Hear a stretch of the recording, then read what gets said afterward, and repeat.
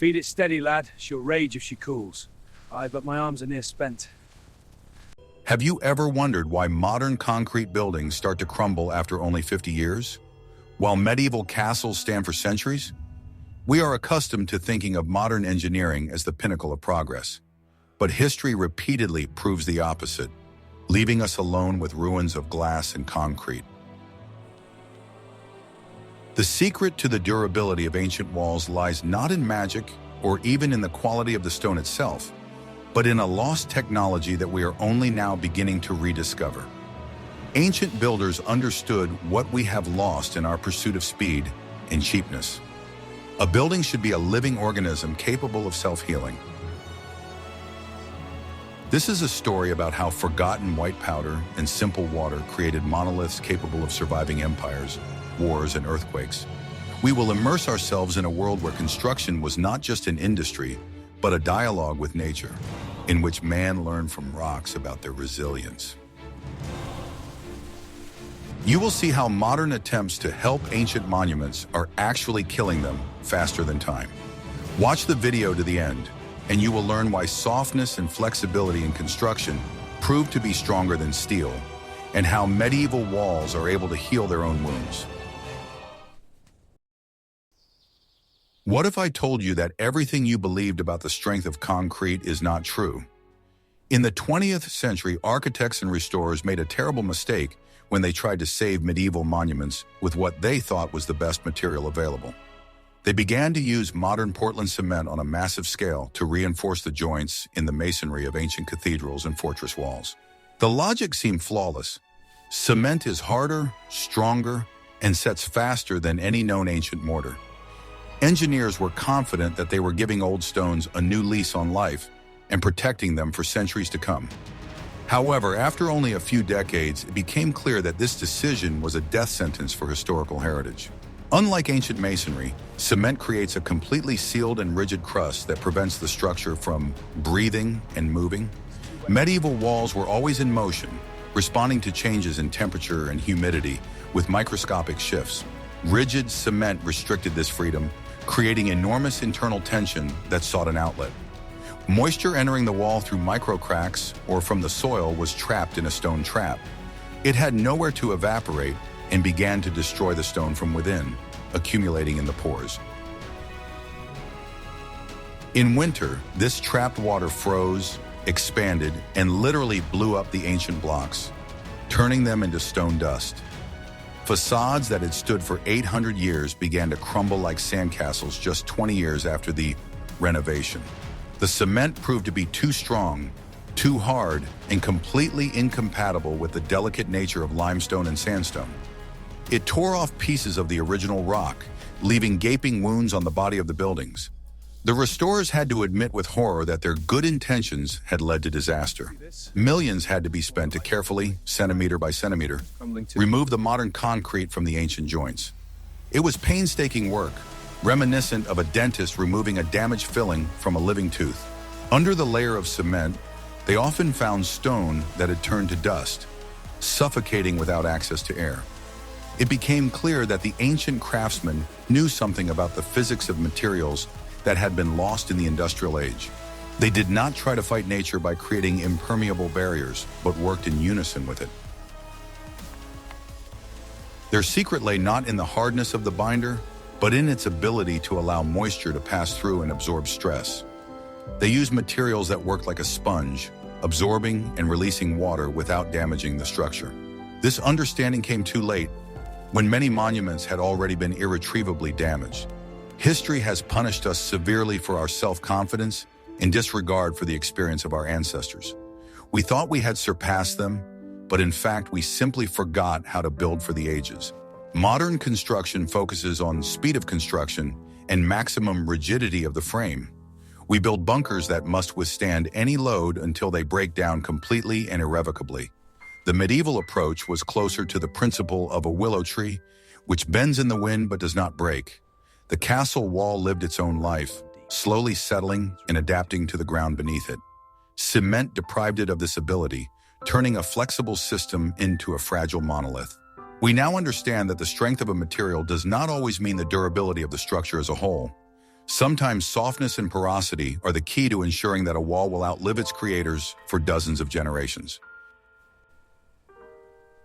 This lesson cost us dearly, but it forced science to look back to the past. We began to re-examine recipes that seemed primitive and outdated. It turned out that they contained complex chemistry that we are only now beginning to understand. The paradox is that a weak lime mortar turned out to be the only correct solution for the stone.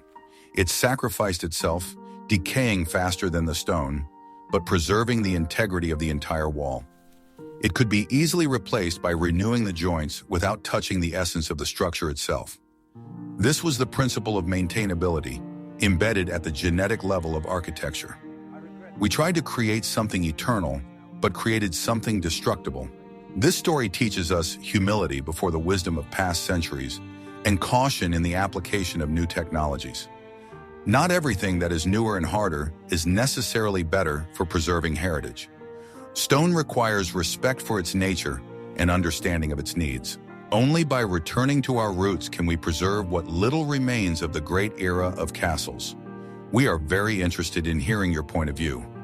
What do you think about this paradox of progress, where new technologies only cause harm? Write about it in the comments. Are you ready to learn the truth about the substance that literally glued history together? The main character of medieval construction was not granite or marble, but an inconspicuous white powder, lime. It was the magic ingredient that allowed walls to stand for centuries, despite rain and wind. The production of lime was a complex and dangerous process that required enormous amounts of resources and knowledge. It was a true alchemy that turned hard stone into a plastic dough and then back into stone again. It all began in special kilns, where limestone was heated to extremely high temperatures for several days. This required cutting down entire forests to maintain the necessary fire around the clock. The stone was heated until it was white-hot, changing its chemical structure and turning into what is known as quicklime. This substance was extremely unstable, caustic, and thirsty for any moisture. Working with it required caution, as it released a huge amount of heat when it came into contact with water. Medieval craftsmen used a method that is now called hot mixing. They added quicklime directly to sand and water, preventing it from cooling and extinguishing prematurely.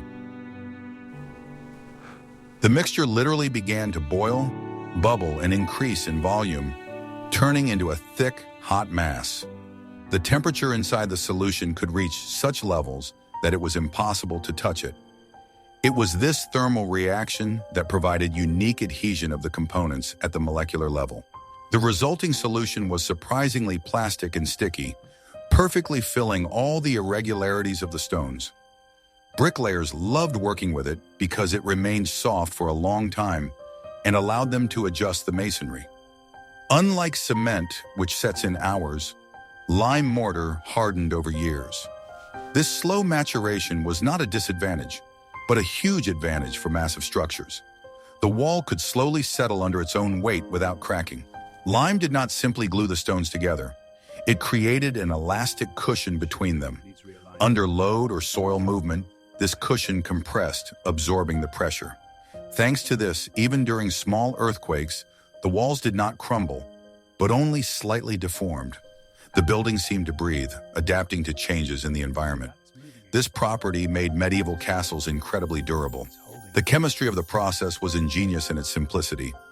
Lime sought to return to its original state as stone. Absorbing carbon dioxide from the air, the soft solution slowly turned back into solid calcite. This carbonation process could last for centuries, penetrating deeper and deeper into the thickness of the wall. In fact, the wall became a single geological monolith created by human hands. The longer the castle stood, the stronger its binding solution became. The craftsmen knew many secrets, adding the most unexpected ingredients to the mixture to improve its properties. They used egg whites, animal blood, beer, milk, and even volcanic ash. These additives changed the porosity, setting speed, and water resistance of the mortar. Each region had its own unique recipes, which were passed down from father to son. It was a science based on empirical experience and observations of nature. The lack of standardization meant that the quality of the mortar could vary greatly from castle to castle. However, the general principles remain the same.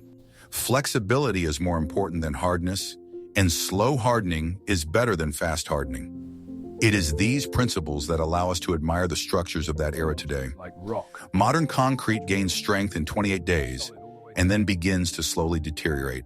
Lime mortar continues to gain strength indefinitely. This living stone had another property that seems fantastic even today. It created a special alkaline environment inside the walls that protected wooden elements and beams from decay. Iron inside such masonry rusted much more slowly than in ordinary soil. Lime acted as a natural preservative for the entire building. We are used to thinking of stone as something dead and static, but a medieval wall was a dynamic system. It constantly interacted with the atmosphere, absorbing gases and moisture. It was a slow dance of chemistry and physics, invisible to the eye. But the most amazing property of this material will be revealed in the next chapter. The mortar was able to heal its own wounds. Want to know a secret that will change your perception of past technologies? What modern scientists call self-healing concrete and tout as an innovation was the norm 800 years ago. Medieval walls had the unique ability to independently heal small cracks caused by time or stress. This happened without human intervention, solely due to the chemical properties of lime mortar. The building took care of its own integrity, extending its life for centuries. The mechanism behind this miracle was hidden within the structure of the mortar itself, which was rich in free calcium. Microscopic particles of quicklime, enclosed in capsules, always remained inside the hardened mass. They could lie dormant there for years, waiting for their moment, like a preserved first aid kit. When a crack appeared in the wall, it broke the seal and opened the way for rainwater. The water penetrated inside and awakened these dormant particles of lime. A chemical reaction began. The water dissolved the calcium and carried it to the surface of the fracture. Upon contact with air, the saturated solution began to crystallize, turning into solid calcite. In essence, the wall itself grew new stone inside the crack, filling the void. This process resembled the healing of a bone or the closing of a cut on the skin. The white streaks that we often see on old masonry are traces of this self-healing process. Of course, this could not save an entire tower from collapse or close a huge breach caused by a trebuchet. But for the thousands of micro cracks that inevitably appear when a building settles, it was the ideal solution. Micro cracks are the main enemies of concrete as water and frost penetrate through them. Lime blocked this process at its inception, preventing the destruction from spreading. The wall constantly repaired itself automatically. This ability to regenerate made the structure virtually waterproof in the long term. The water that was supposed to destroy the stone became a tool for strengthening it. The more rain fell on the wall, the more active the crystallization processes were in the damaged areas. Nature, which usually destroys the creations of human hands, became a co-author of the builder here. See how the rain strengthens the joint. In modern concrete, a crack is the beginning of the end, a sentence that cannot be reversed. In limestone masonry, a crack is only a signal for the start of chemical work. Modern engineers spend billions developing polymers that mimic this effect. Medieval craftsmen got it as a free bonus to the technology of burning limestone. They may not have understood the molecular physics of the process, but they could clearly see the result. The observant nature of ancient builders allowed them to notice how old joints became stronger over time. They saw how the milk of lime oozed from the stones and hardened, like stalactites in a cave. This gave them confidence that their labor would not be wasted. They built for eternity, and the material reciprocated. Interestingly, modern analyses of samples from Roman and medieval walls confirm the presence of these active lime inclusions. Even after 1,000 years, the mortar retains its residual self-healing potential. This is not just hardened dirt, but a complex composite material with active chemical properties. We are only now beginning to understand how complex this primitive technology was. This knowledge was lost in the pursuit of the compressive strength that cement provides. We chose a material that can withstand enormous weight but is completely helpless against time and microcracks. We traded durability for the ability to build tall skyscrapers. It was a conscious choice of the industrial age, but the price turned out to be high for restoration. Today's attempts to recreate living mortar are hampered by a lack of the necessary raw materials and skilled craftsmen. But understanding the principle of self-healing forces us to take a fresh look at the ruins. These are not just piles of stones, but the remains of systems that were highly technological for their time. Don't forget to like this video and subscribe to the channel so you don't miss out on new discoveries from the world of history. What I am about to show you is prohibited in 12 countries in modern construction. But it was the norm back then. When we look at a majestic fortress wall, it seems to us that it consists entirely of neatly hewn stone blocks. This is a grand illusion, an optical illusion created by medieval architects for economy and speed. In fact, most of the thick walls of castles are like a layer cake, where beautiful stone serves only as an outer shell. Inside, there is a chaotic mass called rubble, or stone core. Construction began with the erection of 2 parallel walls made of high-quality, smooth stone. This was the formwork, which remained part of the structure forever. The space between these walls, which could be several meters wide, was filled with whatever was at hand. Stone chips, pebbles, broken bricks, and even construction debris were thrown in there. All of this was generously poured over with the same lime mortar, turning it into a monolith. This technology saved a huge amount of expensive hewn stone and the labor of skilled masons. Craftsmen were only needed to build the outer faces of the wall. The interior could be filled by apprentices and unskilled laborers. This significantly sped up the process, allowing huge volumes to be built in a single construction season. The fortress grew literally before our eyes while maintaining a presentable appearance. But the rubble fill did not only serve an economic function, it played a crucial role in the mechanics of the wall. The chaotic structure of the core better dispersed the energy of the blows from siege weapons. When the core of a trebuchet struck the wall, the energy was not transmitted directly through the rigid blocks, but was absorbed by the viscous mass of rubble. The wall functioned like the composite armor of a modern tank. In addition, this structure provided excellent drainage for the entire structure. Moisture did not accumulate in one place but was evenly distributed throughout the porous core. This prevented the formation of water pockets that could rupture the wall when frozen. The thick wall acted as a huge heat accumulator, smoothing out temperature fluctuations. However, there was a downside to this. The quality of the filling directly affected durability. If the builders cut corners and skimped on the lime mortar, the core remained loose and crumbly.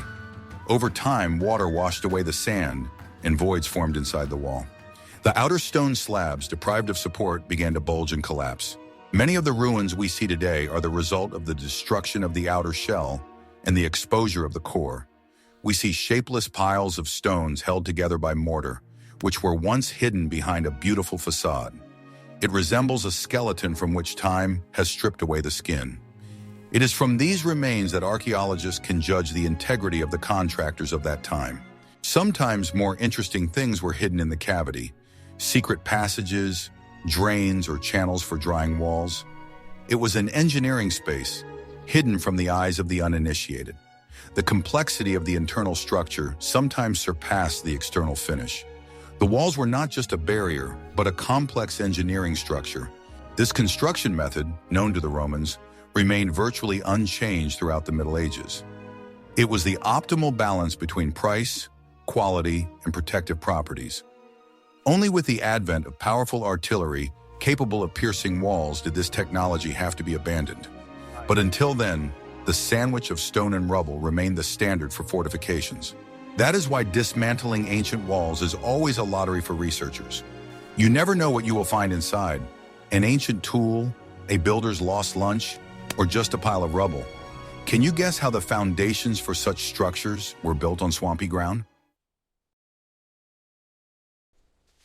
The foundation is the invisible but most important part of any building, determining the fate of the entire structure. This is especially critical when it comes to a colossal mass of thousands of tons of stone and mortar. Medieval engineers could not conduct geological surveys using modern methods and look underground. However, they had incredible intuition and were excellent at reading the signs given to them by the landscape. The masters knew very well that building a castle on rock was the ideal and safest option, but war dictated its own terms, and strategically important points were often located in lowlands or at river crossings. This forced architects to take enormous risks and build strongholds where the ground was soft and unstable. Building on marshy ground was a real challenge, requiring incredible ingenuity and engineering courage from the people involved.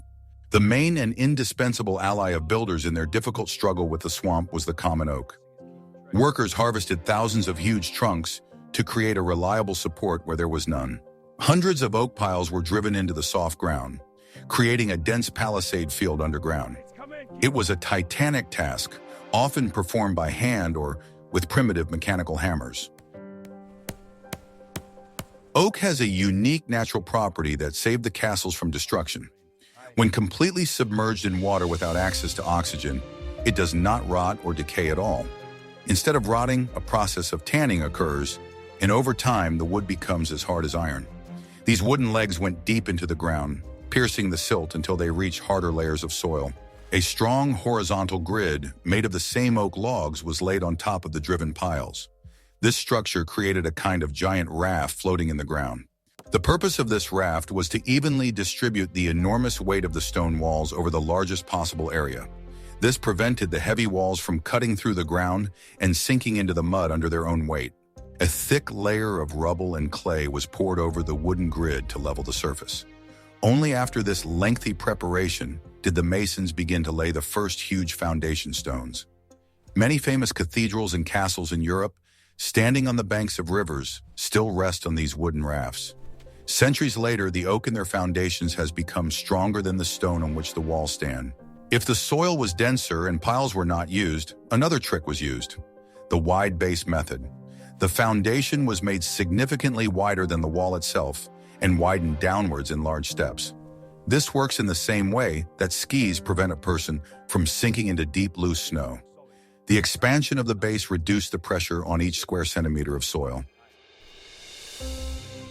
The stones for the foundation were chosen to be the largest, heaviest, and hardest available in the area.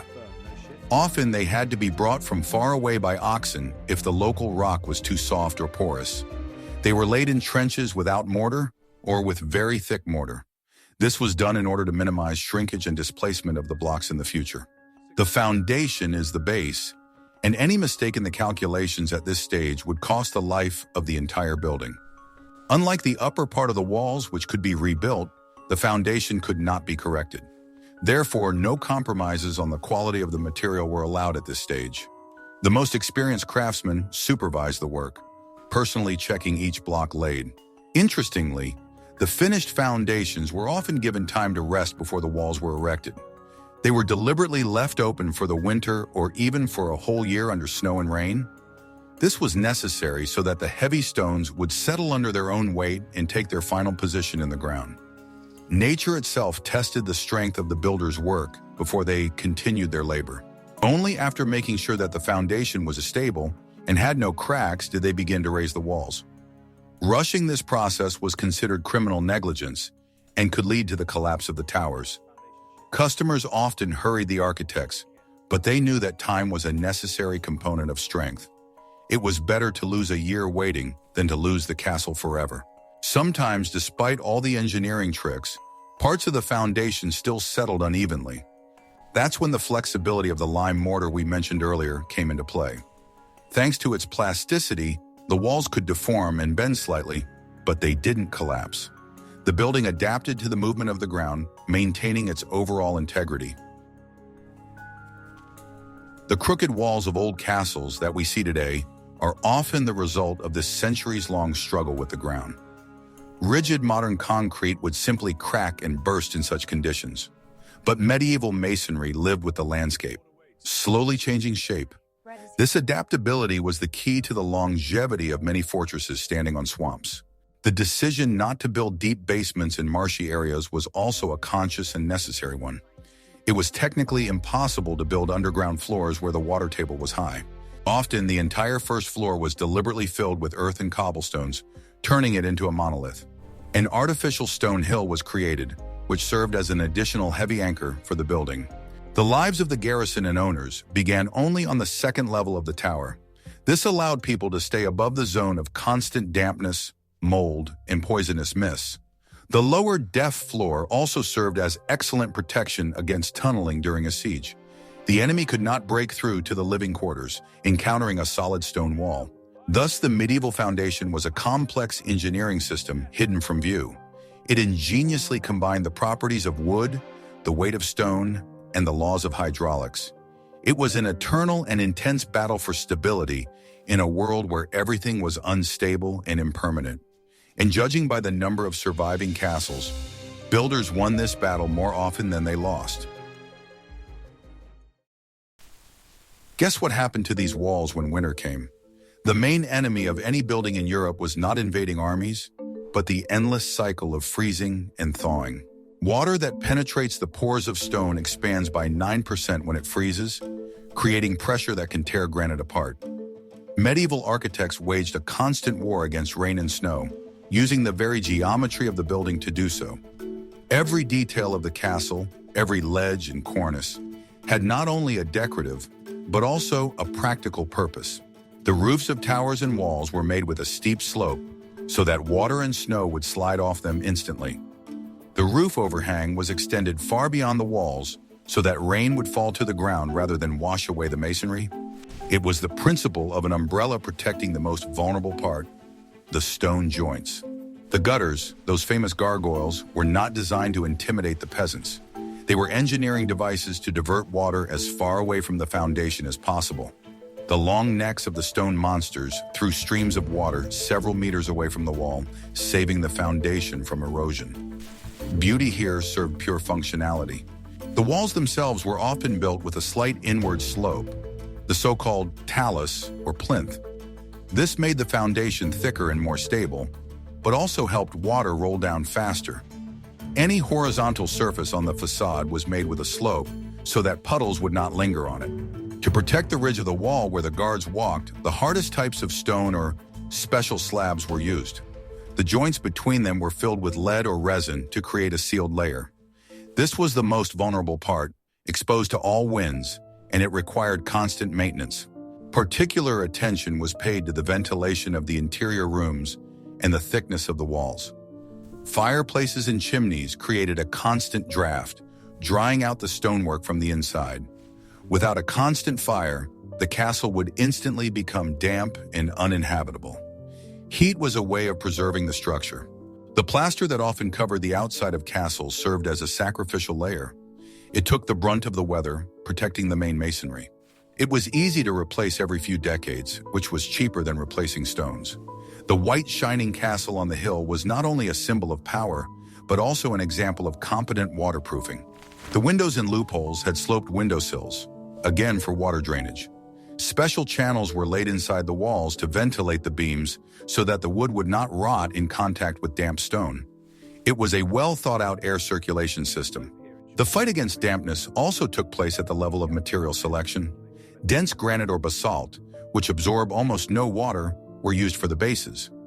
More porous limestone was used for the upper tiers, where humidity was lower. All medieval architecture is a hymn to the fight against gravity and water. Form followed the function of survival in a harsh climate, and when we see ruins, it is most often the result of the building's roof disappearing and water finally defeating the stone. Do you know how many people and resources it took to build such protection? The construction of a castle was not just an architectural project, but a gigantic logistical and economic operation that depleted entire regions. Every stone block in the wall is the result of titanic manual labor, sweat, and often blood. Quarries were hellish places where people cut blocks by hand using only wedges, hammers, and simple levers. Dust clogged their lungs and serious injuries were a daily reality. Transporting stone was the most expensive part of the process. Transporting materials a distance of just 20 kilometers doubled their cost. Therefore, builders tried to use local stone, even if it was of poorer quality. The roads of that time could not withstand heavy carts, and they had to be reinforced or wait for winter to transport cargo on snow. There was a strict hierarchy on the construction site. The elite were master masons, free men who traveled from castle to castle. They knew the secrets of geometry and masonry, and their labor was paid for in gold. Below them were the apprentices and local workers who did the rough work, mixing mortar, carrying heavy loads, and setting up scaffolding. Construction took decades. Often, the person who laid the first stone did not live to see the completion of the building. It was a project for several generations, requiring stable funding. Construction stoppages due to lack of money or war were common, and unfinished walls were left to rot in the rain for years. The tools were primitive but effective. Wooden cranes with huge tread wheels powered by people walking inside them lifted tons of blocks to the height of the towers. The precision of the stonework was achieved through patience and skill, not laser levels. Supplying a huge army of builders with food and housing was a separate task. Temporary towns with smithies, workshops, and taverns sprang up around the construction site. It was an economic engine for the entire region, but also a heavy burden for the peasants who were obliged to supply food. Mistakes in calculations happened and led to disasters. Collapses of arches and towers during construction claimed dozens of lives. But each such tragedy became a lesson, and the surviving craftsmen took the sad experience into account in subsequent projects. Knowledge was paid for with lives. A stone wall is a monument not only to the feudal lord, but also to the thousands of nameless workers whose hands built it. Their marks can still be found on the stones, simple signs used to count the work done for payment. This is the only thing that remains of the specific people of that era. The economics of building a castle could ruin even a wealthy lord. It was an investment that paid off only in security and power, but not in money.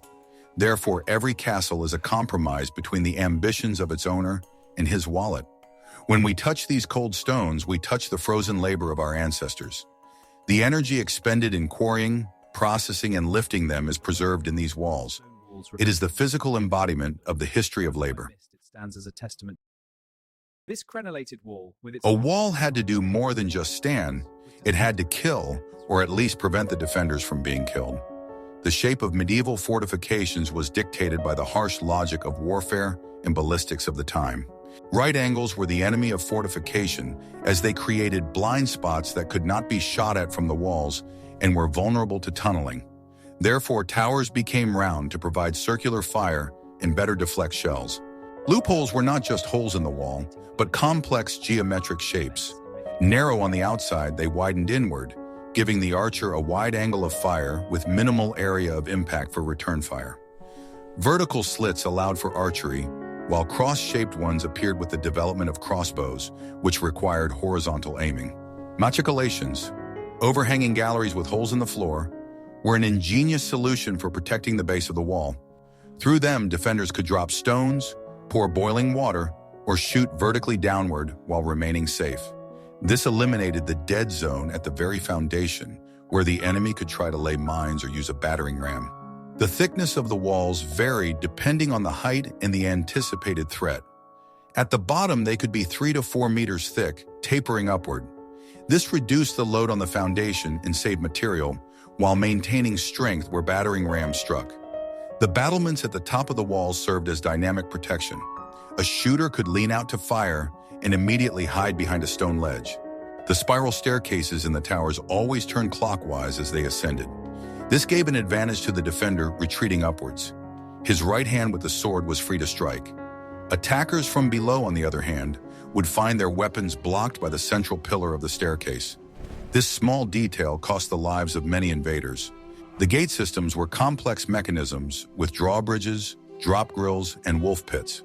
The entrance was curved rather than straight so that a battering ram could not gain momentum. Capturing the gate turned into navigating a deadly maze under crossfire.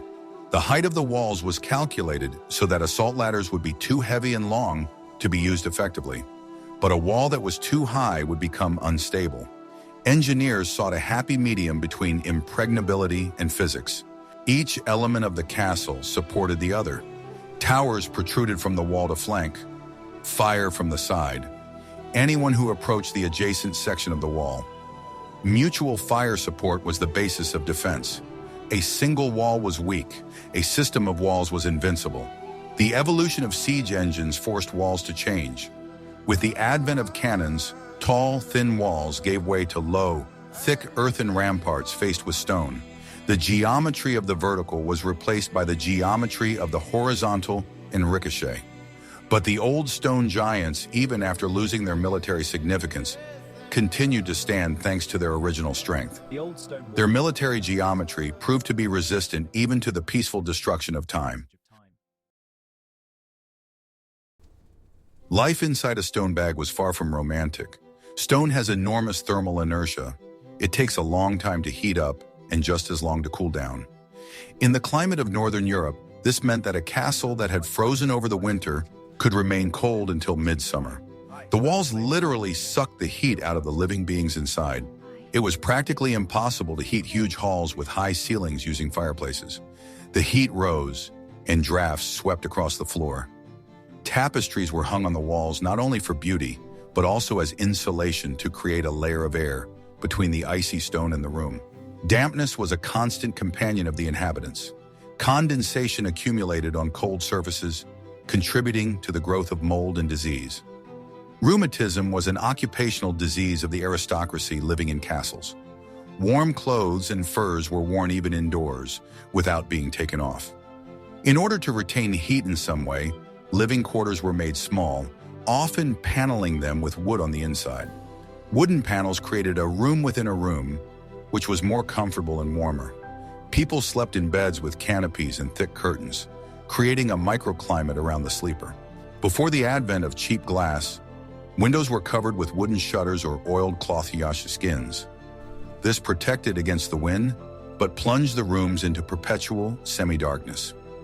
Light was an expensive luxury, and candles and torches smoked, adding dirt to the walls. Floors paved with stone or tile were covered with straw and grass, which were changed as they became dirty. This provided at least some insulation from the cold below.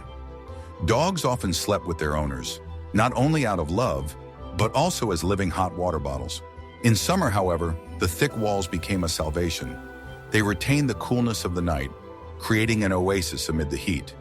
In the southern regions, this property of stone was valued more highly than in the north. The castle functioned as a giant air conditioner without electricity. Kitchens were often moved to separate buildings or wings to avoid fires and excessive heat in the summer. But in winter, the kitchen became the most attractive place, where it was always warm from the huge stoves. Life in the castle revolved around sources of heat. Sanitation in such conditions was a nightmare. The cold did not encourage washing, and removing waste from a stone fortress was a complex engineering task. The aromas of the Middle Ages, absorbed into the porous stone, took centuries to dissipate. Survival in a castle required good health and endurance. Comfort was a relative concept. Stone walls protected against swords but attacked with cold. This was the price of safety. Why did we stop building this way? The Industrial Revolution brought us new materials and new priorities. Speed, cheapness, and standardization became more important than durability. Portland cement, invented in the 19th century, made it possible to build quickly and high without worrying about the centuries. It did not require the skill and patience of lime mortar. Knowledge of hot mixing and the properties of lime became the preserve of a small circle of restorers and enthusiasts. Mass construction switched to concrete panels and brick.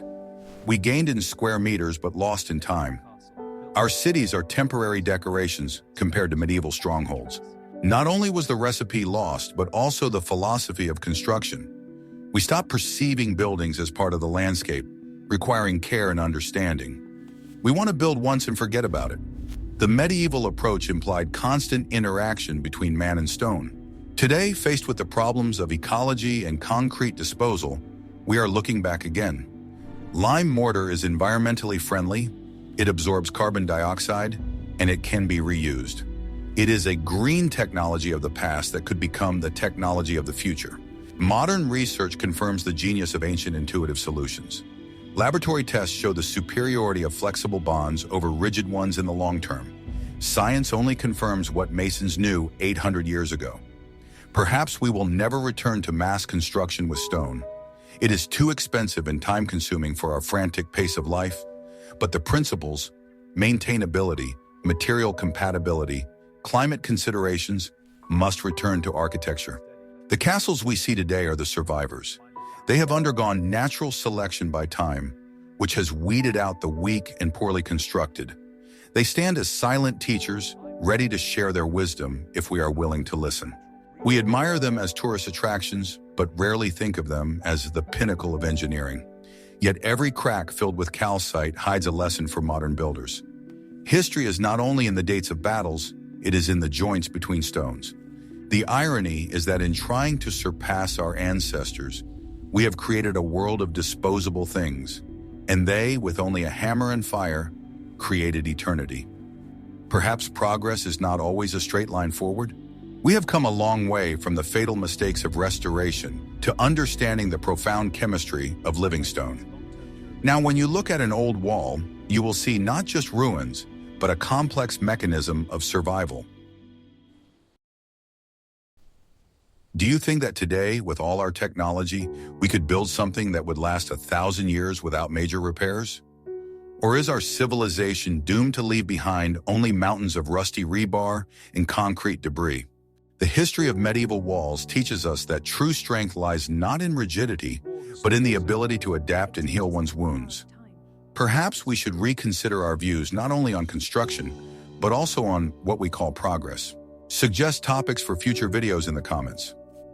What else would you like to learn about forgotten technologies of the past? The secrets of Roman concrete, which hardens in water, or how wooden ships were built without a single nail?